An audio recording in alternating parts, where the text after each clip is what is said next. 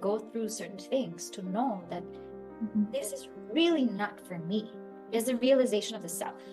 Need to do with the mind is to purify it, remove the impurity, make it single pointed so it doesn't get distracted. We say namaste means I salute the divinity in you, which is the divinity in me.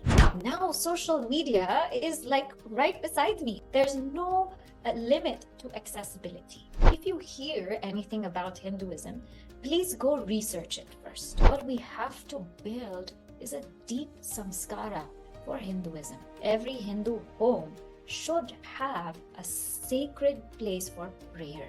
We should have a puja room. When we live simply, we create less danger, less pollution, less harm to all of our plants, animals, and even human beings for that matter. Each Hindu household should be engaged in some seva because only then will children understand the value of thinking beyond themselves.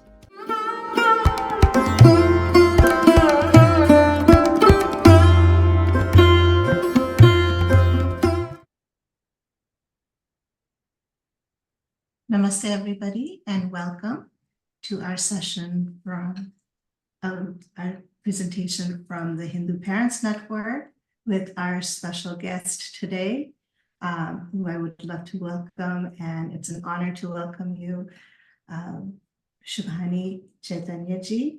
Namaste, and welcome to the Hindu Parents Network. She is a Brahmacharini who was inspired by the teachings of Br Shubhani Chaitanya ji, and she is currently serving and as a Vedanta teacher at the Chinmaya Mission in New York. And she has such an interesting background. So I, without further ado, would love to hear her tell us about her journey to this point in her life and becoming a teacher and taking care of, I think, the East Coast, right? All the chapters and being a teacher for Bal Vihar. So namaste and welcome. Namaste. I'm just the teacher in New York, and I'm helping to coordinate the youth movement in our Chinmaya Yuva Kendra in the East Coast. So my journey started as a Bal Vihar child. I was attending Bal Vihar. Bal Vihar is a Chinmaya Mission's program specifically geared towards children, where the children learn about Hindu scriptures in a systematic way. So I grew up in the Far East in Manila, Philippines. And as a young girl, I went to Bal Vihar. And I suppose it made a deep impression on me that I kept going back. Not so much for spiritual studies. I kept going back to be with my friends, but I also knew that there was something more that I was learning, and I couldn't quite figure out what it was. Eventually, when I was about 16, my family had to move to New York, and that was a very big change. And I stayed away from any spiritual kind of activity because we were just trying to make ends meet and get our lives back together. So for about 10 years or so in my teenage years and young adulthood, I was away from Chinmaya Mission. And then eventually I got back to it when I was about 26, 27.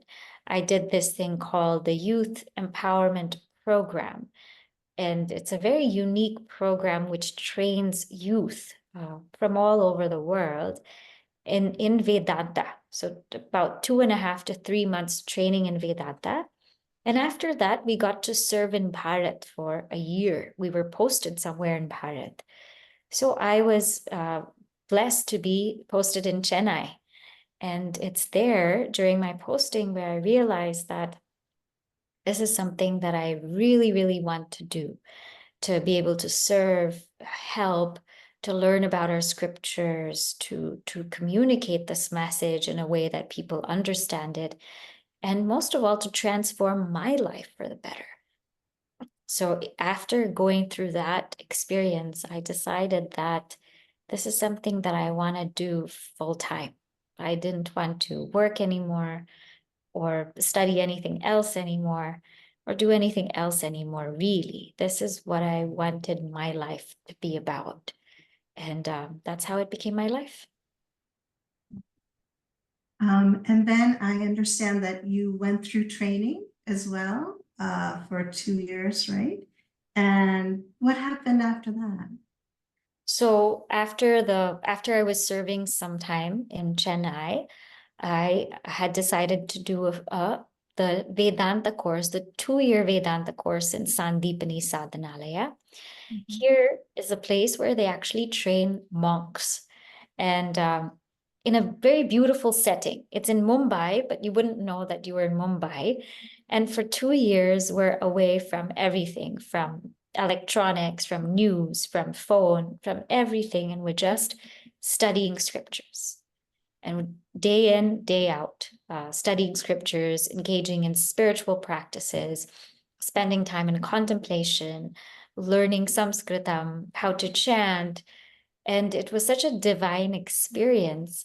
And after those 2 years, we have an option. Either we go back to our regular lives and, we continue studying, working, or maybe have a family, or one can take to this path and become a brahmachari or brahmacharini, which means that we become like a monk in training almost. It's like a training period for sannyas. And if we decide to do that, then that means we serve Chinmay Mission full time. And all we're doing is really studying, doing spiritual practices, and sharing this knowledge in the best way we can. So after the course also, we don't know where we're going to be posted. We don't know what name we're going to get. It's a whole new experience. You just complete it. And if you decide to serve, there and then they will just tell you that this is your new name and this is where you're going to serve. And after that minute, your whole life changes. Your whole life just completely changes. And so they sent me back to New York because I had been there. They thought that it'd be best for me to come back here. Okay. So I just wanted to touch on one more aspect, which I found so interesting about your journey to this point. I believe you were in fashion design, or did you train in that and then you made this shift? Yeah, so I was after college, so I had gone to college in New York City. I'd gone to the Fashion Institute of Technology. And I had studied fashion merchandising and international trade. And, I'd done that. And I even worked in the industry for about 7 years or so. But after doing all that, I felt incredibly empty. So I had a degree, I had a nice education, I had lots of friends, a great job, I had the opportunity to travel to different parts of the world. Everything was just great, like things that you would aspire for. So on the outside, it felt very full, but on the inside, it was incredibly empty. And I remember that there were just days that I sat in my desk and I felt like I can't sit here anymore. I need to leave. And not just for my benefit, but for the benefit of those people I was working with, because it's not dharma, to go into the office and feel like that. So I talked to my boss, and I had been thinking of this. I had been thinking that I'm gonna stay here till I'm 27, and then I know I have to move. And so I talked to my boss. I said, "Can I take you out to lunch?" And he said, "Yes." And I said, "I'm going to retire." And then he just laughed at me. He said, "What do you mean you're going to retire?" I said, "Well, I need to retire now." And he said, "Where are you going to go?" I said, "I don't know, but I'm going." And so I left. And literally, that's when I took a year off and just kind of thought, reflected, sat quietly. And then when I did that, something told me to go back to Chinmay Mission And then that's how I went to this youth empowerment program through Chinmay Mission, and continued from there. So for that interim of time that you were working in the fashion industry, you weren't involved until you went to the youth program? Yeah, I wasn't involved. I wasn't involved. I was totally just in my own materialistic lifestyle, just enjoying life, and living in New York City has its own glamour. And I thought, wow, this is my opportunity to just enjoy. And I did. And it was a good thing that I did that, because I got sick of it. So it's a good thing that I think sometimes we have to go through certain things to know that this is really not for me, to come out with the conviction that this is totally not for me. So interesting. And I know that you kind of took upon different special tasks or projects while involved in the mission, and the woman seekers, right? And I would love to talk about that, because what you just talked about in terms of your experiencing things and having to experience that to get to that point of I need more to feed my inner self. And there were so many other seekers who seems to have had that experience and talked about their own lived experience. So I would love to get to that point after we talk about some of the things I really wanted to ask you about from your experience with working with children in New York and, working with diaspora kids. And since we wanted to kind of host the topic of raising Hindu children in the West, how to strengthen their roots and give them resilience. So what I wanted to ask is, with your working in the Chinmay Mission in Bal Vihar and being a teacher there, why do you think it's important for our kids in the West growing up here to have something like Bal Vihar in their life? So I think that Bal Vihar is a platform that provides many things, especially for Hindu children and families at large. See, the main purpose of life, as I've now come to understand years later after all those experiences, is the realization of the self, is union with God. And that is only possible through purity of mind and clarity of knowledge. Now, the mind has 3 impurities. So think of that truth is like buried in a lake. It's buried in a lake. And this lake is so dirty. This lake is not still. It keeps moving. And so because of that, we're not able to see what's buried underneath it. So the mind has 3 problems. It's dirty, mala. It's distracted. It keeps moving, what we call vikshepa. And we cannot see beyond the mind. It's called avarana. These are the 3 things that we need to do with the mind, is to purify it, remove the impurity, make it single pointed so it doesn't get distracted, and make it subtle so it can penetrate beyond it.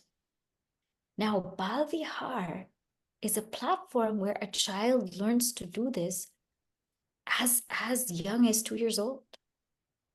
Because Bal Vihar is a place where, number one, the mind gets purified because they're listening to divine scriptures. Even from 2 years old, their Shishu Vihar is not listening to Jack and Jill went up the hill. They're listening to Krishna, great Hanuman bhajans. They're listening to that, right?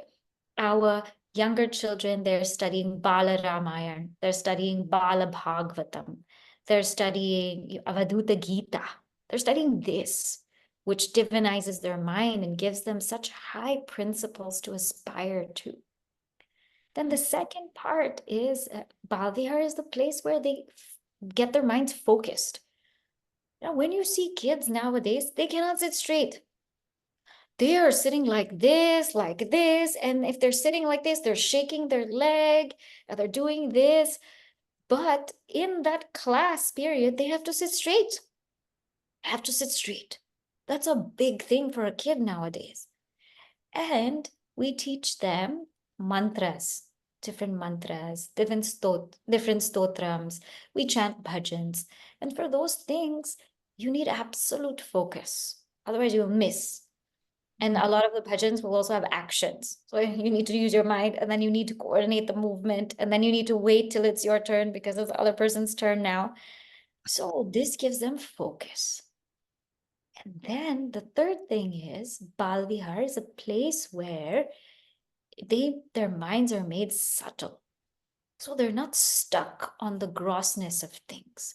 They're able to penetrate through and through. So for example, we say Hari Om or Namaste, right? So in Bal Vihar, we also tell them, why do we do this? So why don't we greet everybody with a high five? Hey, what's up? Why don't we do that? When we say Hari Om, we say, in your form, I see God. When we say Namaste, means I salute the divinity in you, which is the divinity in me. Now, imagine if we started all of our transactions like this. How beautiful would it be? We tell them why we do arati. Why don't we do arati in a triangular format? Why doesn't it go like this? Or why is it not a box? Why is it a circle? Because it's meant to make us realize that the goal is to keep God at the center of our lives. When we keep God at the center of our lives, we shine. That's why we do Aarti in a circle. So the subtlety is given in Bal Vihar. And on top of these three things, which purify the mind, which then later on will prepare it to receive knowledge, it also serves as a sacred and safe community for our children. Our Hindu kids need to see other Hindu kids to feel comfortable with their religion, with their culture. They need to be around them. And it also gives them a sense of pride that I'm saying this and others are also saying this. I'm speaking this, others are also speaking this. And there are many people like me. And that's quite cool, right? And it takes a community to raise a child. It's not only the mother or the father. It takes an aunt, an uncle, a nani, nana, dada, dadi. It takes like a whole community to raise a child. Bal Vihar provides that community. Wonderful. So it builds community, it builds your identity, it builds your connection to the divine. And through the experience of doing it with others like you, yourself, like a child, you learn to take pride and watch other people as well doing this and build that community. So how long have you been involved with Bal Vihar now? So now, since I've been a Brahmacharini, I've been involved. So it's about 8 years as teaching, but I was in Bal Vihar as a child. Right, as a child. So when you can think back now as an adult and as a teacher, have you seen changes in the children that come through Bal Vihar, or when you were a child in Bal Vihar? Is there a difference, or is it pretty much the same? There's a difference I see. When we were growing up, we were very carefree. We were just quite carefree about anything and everything. And we truly just enjoyed being with each other and learning. And of course, I grew up without social media and cell phone and no COVID. So we were quite happy. Now I see that the kids have a lot of stress and worry in their minds. So even young kids will say, I'm stressed. Like that was never in our vocabulary. Like we never had, I am sad, I am stressed, I'm depressed. We never had this kind of thing, or I'm tensed. But now these words come in the mouth of children much younger. So that is something different. And also, when we were growing up, there was more of a sense of you just follow what is said. Like whatever they say, you follow. Now there's a lot of questioning, which is good in a way, because then we also penetrate deeper into the material and learn why we do the things we do. Mhm. And when we were growing up, I would say there was more focus. We could sit through a long class and we could, just be fine with it.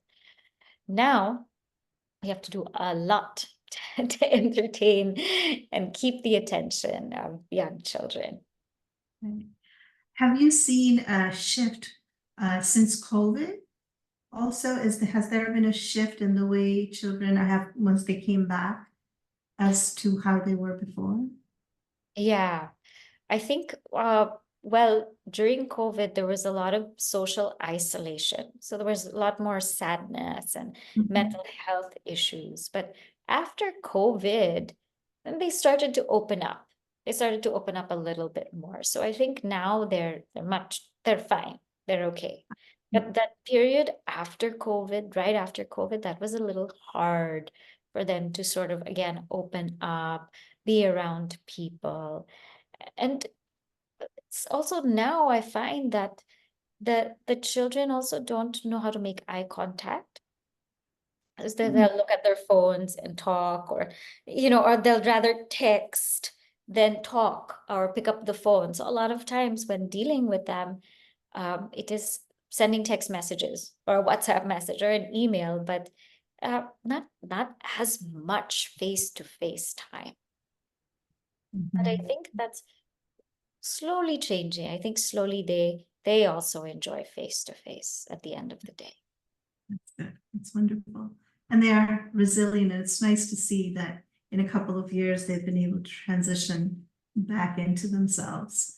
What about in parents? Have you seen a change in the parents from, over the last 8 years? Have you seen any difference in parents who used to come and, as to the parents who are coming now? So the parents, I see that they are very busy. They're so busy that not only they are busy, but they keep their kids so incredibly busy. And they have so many things going on. But the great thing is that they are also curious about Hindu scriptures. And that's why they come to Bal Vihar. So they're curious. They want to know more. The parents they say, I want to know Ramayana. I want to know Mahabharata. And that gives me so much delight.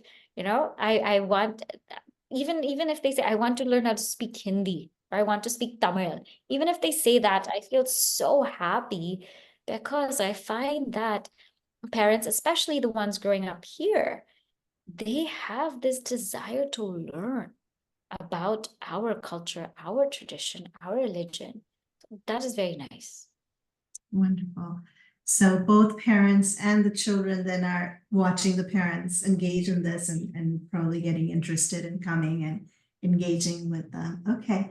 So how about beyond the ages of Bal Vihar, once they get to like high school and they're transitioning into university or college, what do you think the children need as they're growing up?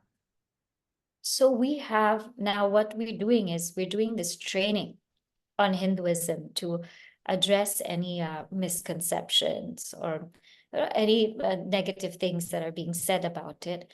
We're doing this training for high schoolers because especially for them, a lot of these things are brought out in the media. There's so much misinformation and people can get easily swayed. So we're conducting this so that there's more awareness about what it means to be a Hindu, actually. Right? What is a Hindu?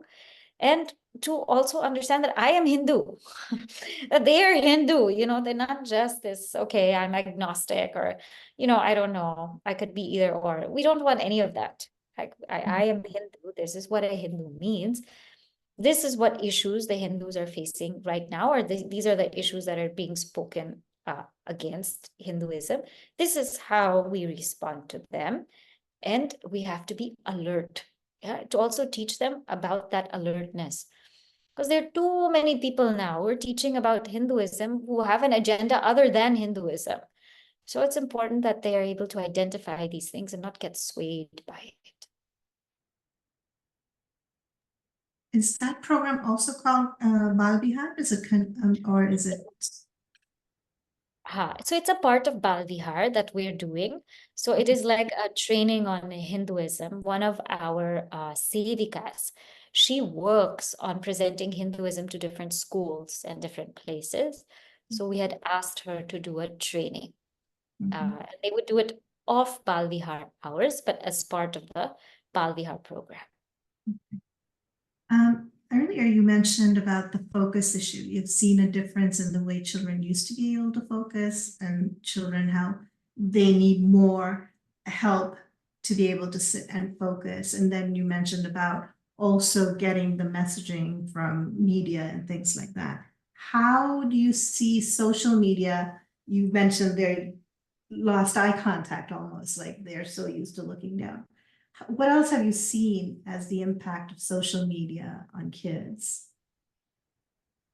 See, social media has a little bit of an issue because it's so accessible.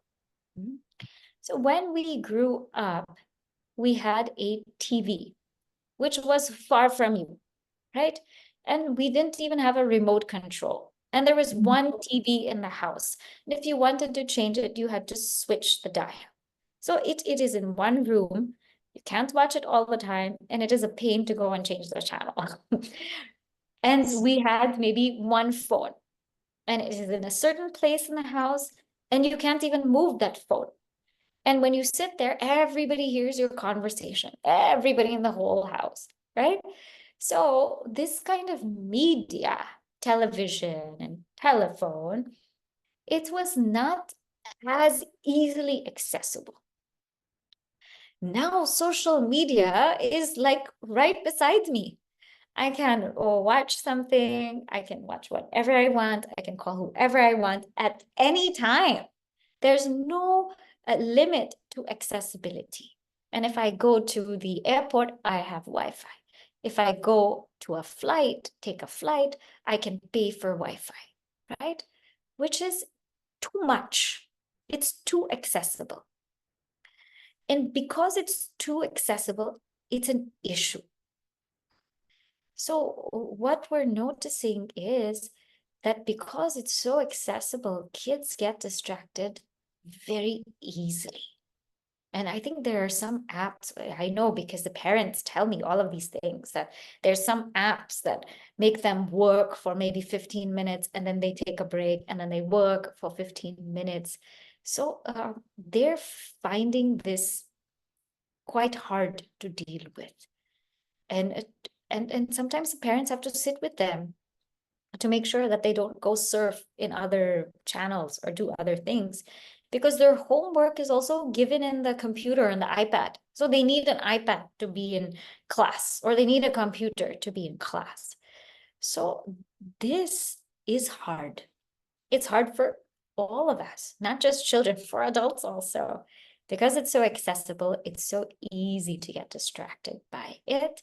And it's so easy to put our mind in such garbage, in such information that's absolutely useless to us. But on the other hand, so if we lose control of social media, then it becomes difficult. But if we know how to control our time and attention on social media, then it can also be beneficial, in the sense that we are using social media now, right, to reach out to so many people. And through COVID, Zoom helped us so much keep our Bal Vihars online, right? And if we want to get a message out about the importance of a festival or a quote from the Bhagavad Gita or Upanishads, we can put it on Instagram and have people just reflect and take in that beautiful wisdom. So if we are able to manage it, it's okay. But most of us aren't able to manage it. And then it becomes an issue. Yes. So moving to then the high schoolers, as they graduate and they're going into college, I'm sure you've had some of those kids that you've worked with. Is there any advice that you give them, or what can they do to keep in touch and grounded in their identity in the Dharma? Yeah, sure. So the one thing that we tell them to do is to stay in satsanga. So after Bal Vihar, Chinmaya Mission has a CHYK program. CHYK stands for Chinmaya Yuva Kendra. And through this Chinmaya Yuva Kendra, there are, what they do is they meet on a weekly basis and they study a text. So I also take some classes for the chicks, we call them here in New York. And we meet once a week. We take up a text, a scripture, and we read and we discuss. And this keeps them engaged in scripture and engaged with positively, positive people, spiritually uplifting people. So I tell all the high schoolers that if you're going to college, fine. The first year you're going to go crazy. I already know, because you can do whatever you want and nobody's telling you anything. But whatever you do, stay in satsanga.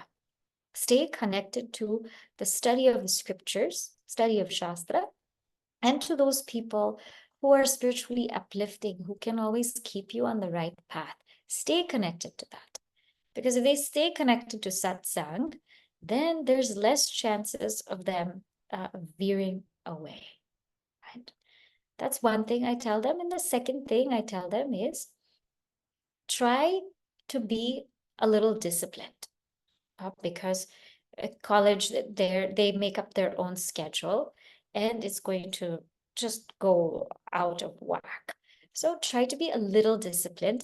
Take classes which are early in the morning, because they have a chance to take classes which are late in the afternoon or in the evening and they want to sleep in. So I say, take an early morning class, have some discipline, and eat well.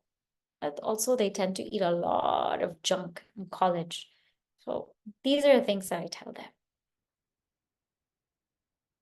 In the same way, when you have parents who are involved, and obviously they were involved if they were bringing their kids, and now they have these children leaving the nest, what do you tell those parents? Are there things that you tell the parents to ease them or help advise them? Yeah, so for those parents whose kids are leaving, then what we tell them is, listen, now is the time for you to get more involved in the study of scriptures and seva. It's understandable when you have young children that you're busy raising your child and doing so many things. But when your children leave home and now they're in college, instead of calling them every day, what are you doing? What are you eating? Where are you going? And going nuts about imagining what's happening to them, take your mind and study scriptures deeply, right? Take your mind and study something deeper, because now your mind can be available for it. Take some time to serve the community. There's so many organizations, Hindu organizations, that need seva, right? I'm sure all of us need that seva. So do that. And take time to also deepen one's sadhana or spiritual practice. Now you can sit quietly, more quietly, for more time. So do that. That is wonderful advice, yes. So before we move on to the next question, one thing that occurred to me, is there a certain age where you can introduce like the Bhagavad Gita or the other itihasa or any part of the itihasas to a child? Any age, any age. It's really just a matter of presentation. When we were in COVID, we did an Bal Vihar summer camp, and we did it for 5,000 children, right? And it was first time for us as Chinmay Mission. We didn't know what to do, how to do anything, but we all had to learn. And all of us Swamins, Brahmacharians got together and we got assigned certain grades. And so the Swami Sarveshanandaji, he said, the theme for the summer camp is Mahabharata. And this was in 2020. Then he told me, he said, you have to teach it to second graders. And I said, what? That's the first thing I said, what? Second graders? He said, yes. So I'm thinking what to do.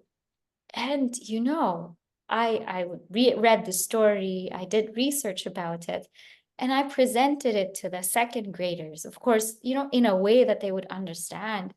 And they loved the Mahabharata. They loved the story. They loved everything about it because it's so suspenseful. And even the deeper parts, I didn't shy away from it because there's some children who can really think deeply. And they got it, So I think things can be presented at any age, but we have to do it very carefully, keeping that love and respect for Shastra in mind. Because this is a question that I've been asked before. It's like, is there a particular age? And so I just wanted to find out from you. And second graders, you're presenting this and they're loving it, and they're loving it's what the longest poem, and it's got everything in it. And the fact that they get it and they enjoyed it, that's wonderful to know. Now, in terms of the children who have gone off, they're young adults, they are trying to stay in satsang and they're meeting once a week. But as we see in the environment now in New York City, with all the different campuses so involved with this social activism and things like that, and it is such a draw to young personalities to want to do something and get involved with something, and this kind of feeling useful about wanting to make a change. And we've seen and heard from others too, where adults have noticed this, even their peers have noticed this, that girls seem to get pulled into this because of that emotional aspect of it, of trying to help people who are downtrodden. And it's all about the way it's presented. How do you help raise a child who won't get misguided? Because we see a lot of it, and a lot of people are going like, what is going on? Where did these kids come from? Right. So I think, how to raise a child well so that they don't get misguided is to give them really strong roots about Hinduism, about what Hinduism really is. What are our scriptures? What do they say? What do we think about Bhagavan? What is the real nature of Bhagavan? What is the goal, the purpose of Hinduism? It is seeing oneness in all, and what is Dharma? How do we practice it? What is the law of karma? How does one engage in karma so that they can actually break that cycle? So these are some really important concepts about Hinduism, which I think our children and youth should be rooted in. And not only our children and youth, but our parents. And so we tell our parents, when the children come to Bal Vihar, you also come and have satsang. So I actually do a text for them while their children are in different classes. So if the roots are strong, then there's less chances of them being misguided. The second thing I think we need to teach children and parents is that if you hear anything about Hinduism, please go research it first. Because there are many newspapers and websites that have an agenda. This is the way news works, right? And what you read might not necessarily be the whole story. It's not really the whole story. So be alert and research. Don't have that tamasic buddhi or that intellectual inertia to just read and believe whatever you see. Question it. And especially, I tell the parents, if your child comes home and says they spoke wrong about Hinduism, talk to your teacher and present Hinduism in the right way. That's your dharma, right? So that's the second thing. And the third thing I would tell the youth also is, yes, I know that there is this want to change, want to make things better. I know that there's this rush of emotion. But listen, not everybody needs to do it in the same way, right? There are some people who make a change, who develop Hinduism, who create more awareness about Hinduism through arts, right? They do it through arts. They propagate like Hindu arts, different art forms. Some do it through music and dance. Some do it through literature. Some through teaching. Some through speaking about it, getting involved in politics. So there are different avenues to get involved. Now, get involved. If you feel so passionately, get involved. But make sure that your involvement matches your swabhava, your innate ability, so that you excel in it. And secondly, make sure to do thorough research in what you're getting into, because there are just too many things out there. So do thorough research. And third, if you are doubtful, consult somebody who knows. Don't just get into something unnecessarily. So I would tell them to do this.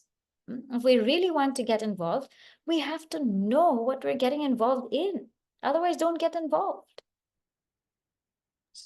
It certainly seems that way as we see things shift so quickly back and forth in terms of the messaging out on the campuses. Makes one wonder, do they really know what they have gotten themselves into? And then there's this crowd effect and they're all doing it. Before they know it, they're in trouble. And they're probably looking back later on going, how did this happen? So taking that time and not having that tamasic mind kind of jumping into things, it's something to cultivate, definitely. So in terms of any special advice you give or any kind of guidance you give to parents who are raising girls, in the West or anywhere? Yeah. So I'm a girl, right? So raising girls need to see girl role models, right? So in our scriptures, there are a lot of male role models that are talked about. There are also some female ones talked about. These female ones need to get highlighted, and girls need to hear their stories. Also, girls need to see role models from their time. So one that I bring up very often to our Bal Vihar children is Kalpana Chawla. She was a great young woman who said, I want to go into space. And she was from Haryana. And she was the only female in her college to study aeronautical engineering. And she made it. She made it to space, right? So we need to give them these kinds of role models. Or one also that I give a lot is Devi Ahilyabai, who lived before that time, but she's exemplary. Like just her whole bhava and what she did, not just for Indore, but what she did for the whole of Bharat. I cannot stop prostrating to her whenever I think about her. So we need to do that. We need to bring to their eyes the greatness of Hindu women in our scriptures, in our day-to-day life, in every single field. We need to bring that to their eyes so they can see for themselves, this is what a Hindu woman is, and I can be like that. So that brings me to then ask you about the book, The Woman Seekers. What motivated you to work on this project, to write this book, to collaborate in doing this work? Yeah, so here I have the book here. This is the book. So it's actually a team of Chinmaya Mission Devis all around the world who collaborated to bring this book out. And this book is about 18 Devis, 18 women and their journey to enlightenment. And what led me to write this book was I was taking up a Devi class. So we have different classes in Chinmay Mission, and we have a study group for Devis, for all women. They asked me the question, they said, are there any women saints? We hear of, men saints, but are there any women saints in our culture, in our tradition? And I said, yes. And when I answered that question, I also knew just a few. I could only count them with my hand. I just knew a few. Then I said, okay, why don't we research? They are there. Let us all research. Let us see what we come up with. And one thing led to another. And before you know it, the project grew and grew because so many people wanted to do this research. And we have these 18 Devis. They're from all parts of Bharat. They're from all walks of life, all different spiritual traditions. And each one, we researched their life, their teachings, their whole journey. And this was so inspiring. After this book, then I could answer the question, not just to them, but for myself. Yes, there are not one, not two, but many Hindu women, young women seekers who turned saints, who are, santas, who are great Mahatmas. There are many of them, and their lives are very inspiring. And I believe Ahalyabai Holkar is one of the Devis that you mentioned. Yeah, she's in the book. definitely in there. Yeah. Are there some other, maybe a couple of them that are very close to your heart that you would love to mention or tell us something about? Sure. One that's very close to my heart is Anandamayi Ma, because when I had this question, it came in the Devi group, but I also had this question initially, way before. And I had gone to one Arunachala ashram, Ramana Maharshi ashram, and I was looking through their books and I saw Anandamayi Ma. I saw her for the first time. And when I saw her, something just drew me to her. And I read about her life. And after that, I was just so inspired by her. Because we hear in our scriptures about, great, as I said, male saints and who've done this journey. They're Jivan Muktas, they're liberated while living. They have all of these qualities of a great Mahatma. And when I looked at Ma, she had everything. She had everything. She had immense bhakti for Hari, that she would just sit in meditation and get lost in his name. She had the deepest jnana that when she spoke, she was speaking Upanishads. She was not speaking Upanishadic mantras, but whatever she spoke was mirroring exactly what the Upanishads said. And she just inspired a whole movement around her. Her whole life was about God realization. And that to me was wow. And she was married. She was married. And, most of the time, the husband is the guru to the wife. Here is where she was the guru to her husband. I was like, wow. And not only that, but she was the guru to her mother and father. And so that in itself, so many things were so unique about her. And there was this whole question about Upanayana. Can girls chant Gayatri Mantra? And so we were initiated into Upanayana. So, and she initiated people into Upanayana. There's no question about anything for her. And she was Ma, like she was the expression of Durga Ma itself. So she's somebody that really, really touched my heart. And as I said, another one was Devi Ahilyabai Holkar, because hard for me to talk about her, but just like this journey started when I saw Anandamayi Ma, after we were writing The Woman Seeker, I just had this desire to go to Indore because I just wanted to be near Ahilyabai.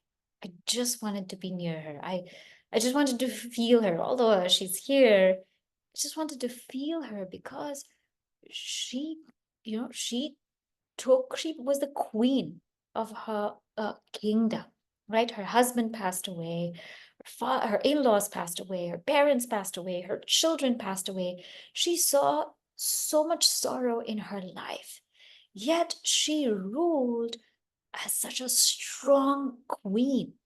She not only made the whole of Indore and, all the areas around her, she not only made all of that very powerful and prosperous, and Maheshwar, she not only made all of that very prosperous and powerful, but she herself was such a warrior. She herself went to the battlefield. She herself fought and defeated so many people, and she trained women warriors. And the most beautiful thing is that she was a bhakta of Lord Shiva, and she signed everything with Sri Shankara. It was this Ahilyabai who made Maheshwar, Indore, so vibrant, so brilliant, so prosperous, so strong. And she had that ability to think beyond her borders to the entire Bharat. And so north, south, west, east, there are temples, dharamshalas, ghats, roads, which were renovated by Ahilyabai. She renovated Bharat. Some say 40,000 or 60,000 of her temples were destroyed. She brought them back to life. And when somebody brings a temple back to life, they bring back God to the life of so many. This is what she did. And that to me is like, wow. I can't even begin to imagine somebody who has that kind of life.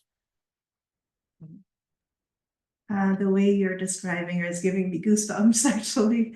And I know that she did revive so many of the temples, and she pretty much brought it back and brought back life to the community and allowed the community to be again, come alive again. And we owe so much to people, such great people, great souls who have allowed us to continue as a civilization, and we know so little about them. And when we have books, as I go through my son's history book and what he's being taught, sometimes there's complete misconceptions that are there. And then their, friends get that kind of wrong idea about Hindu Dharma and Hindus.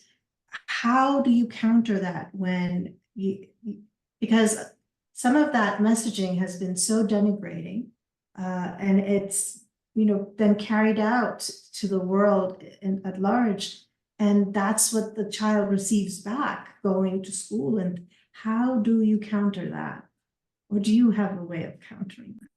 Well, the only way, that I see is to increase awareness about this. Education is of utmost priority.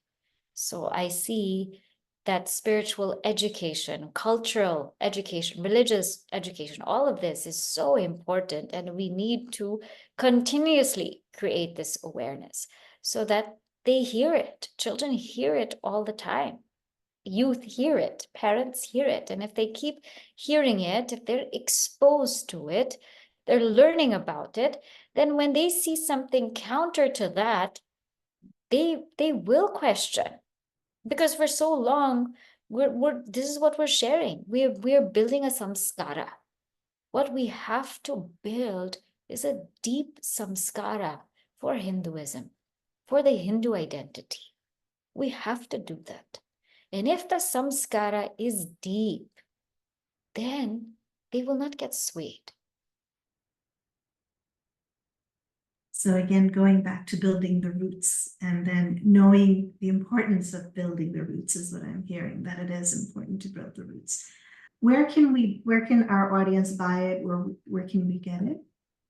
So I didn't author it, I just want to make sure. It is a group of Devis of Chinmay Mission all over the world who did this. We all did it together. Yeah. This can be purchased at chinmayapublications.com. So chinmayapublications.com, the Woman Seeker book is there. And as I said, it's 18 Devis and it's got brilliant illustrations also. Let's see if I can show you one illustration. Yeah. So this is a picture of an illustration that you can see. So for each Devi, there's also a nice color illustration. There's reflection questions, their poetry, their songs, their lives, everything is there. Was the artwork done by Brahmacharinis as well?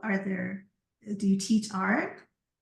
So actually we asked someone to do it who's also involved in Chinmay Mission. So it was an organization and they were also involved in Chinmay Mission. They did the artwork. Okay, wonderful. Before we wrap it up, because it's been an hour or so, and I want to be very aware of your time as well. Is there anything that you think is important that wasn't asked during this hour as to what you wish to convey to parents bringing up children here? Sure. So for parents who are bringing up children here, see, our Bhagavad Gita talks about 5 Yajnas, means 5 offerings that we all have to make every day. They are Rishi Yajna, an offering to the rishis. Then Deva Yajna, offering to God. Pitra Yajna, offering to ancestors. Bhuta Yajna, offering to beings. And Nra Yajna, offering to the community. So for Rishi Yajna, there's the five things all Hindu parents have to do. Rishi Yajna, parents must study the scriptures, must study Hindu scriptures under somebody who has love and respect for Shastra and under somebody who comes in a proper parampara or lineage. Not just somebody who's a master's or doctorate or PhD, somebody who has love and reverence for Shastra. So 1, Rishi Rina, study Hindu scriptures. 2nd, Deva Yajna, means an offering to God. Every Hindu home should have a sacred place for prayer. We should have a puja room where the family comes together to pray. It doesn't matter if you just say one shloka, Vakratunda Mahakaya, it doesn't matter. Come together, pray at least one time a day and have a puja room dedicated to your family. If not a room, at least a corner, a space where also children and parents can come and sit quietly. That's very important, to have that space to communicate with Bhagavan, Bhagavati. The third one is Pitra Rina, offering to our ancestors. We have the dharma to keep our culture alive. Speak the mother tongue at home. Don't speak English. Speak your mother tongue and engage in music and arts and literature of our culture. It's so incredibly beautiful. Bharatnatyam is just incredible. Kathak is incredible. There's no other reason why we should go to other forms of dance or music for that matter, right? The fourth is Bhuta Yajna. Bhuta Yajna means our offering to beings, means beings, animals, plants, right? So every Hindu household should live with awareness and waste less. Not reduce, not reuse, not recycle, but refuse. Whatever we don't need, don't keep. Live simply. Live simply, because when we live simply, we create less danger, less pollution, less harm to all of our plants, animals, and even human beings for that matter. The fifth is Nrayagya. Every Hindu household should do some seva to the community, some seva to their local community.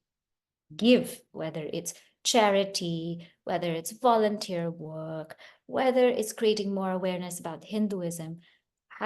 Each Hindu household should be engaged in some seva, because only then will children understand the value of thinking beyond themselves, right?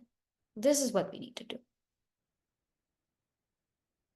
Sound advice. So that brings me to the last question.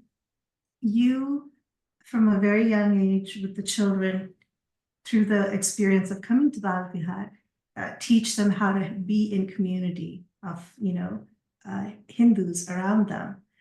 What do you expect from the Hindu community towards the mission? So what we expect from the Hindu community is transformation, right?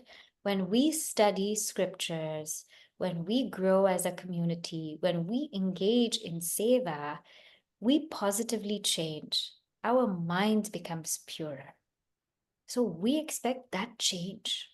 If we are doing what we should be doing, then we will all change for the better. We will all be purer. And the purer we are, the more ready we are to realize the ultimate truth. Thank you so much for giving us your time and talking to us and telling us about your experience and this wonderful journey you've taken, and enlightening us about what will help our young kids growing up here, as well as the parents, as well as the community at large. So I just want to end with a Shanti mantra. Om Sarve Bhavantu Sukhinah, Sarve Santu Niramayah, Sarve Bhadrani Pashyantu, Ma Kaschit Dukha Bhag Bhavet. Om Shanti Shanti Shanti. Harihi Om Sri Gurubhyo Namah. Harihi Om. Dhanyavadaha. Dhanyavada.